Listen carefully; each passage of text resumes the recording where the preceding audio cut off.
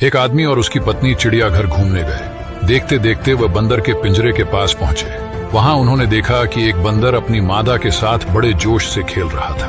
ये देखकर पत्नी ने अपने पति से कहा, देखो कितना रोमांटिक जानवर है, अपनी मादा के साथ कितने प्यार से खेल रहा है। तब पति चुप रहा। तभी पति पत्नी आगे गए तो उन्हें शेर का पिंजरा नजर आया। वहां उन्होंने देखा कि शेर और शेरनी दूर दूर बड़े आराम से बैठे थे।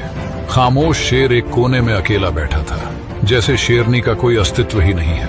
यह देखकर पत्नी ने थोड़े दुखी मन से कहा, कैसे जानवर है, बिल्कुल अलग ही बैठा है, जैसे शेरनी को जानता ही नहीं। इनका आपस में बिल्कुल प्यार नहीं लगता। तभी पत्नी को एक पत्थर दिया और कहा, इस पत्थर को जरा शेरनी की तरफ फेंको। और जैसे ही पत्नी ने शेरनी की तरफ पत्थर फेंका, तभी शेर दहाड़ता हुआ अपनी शेरनी की रक्षा के लिए आगे आया।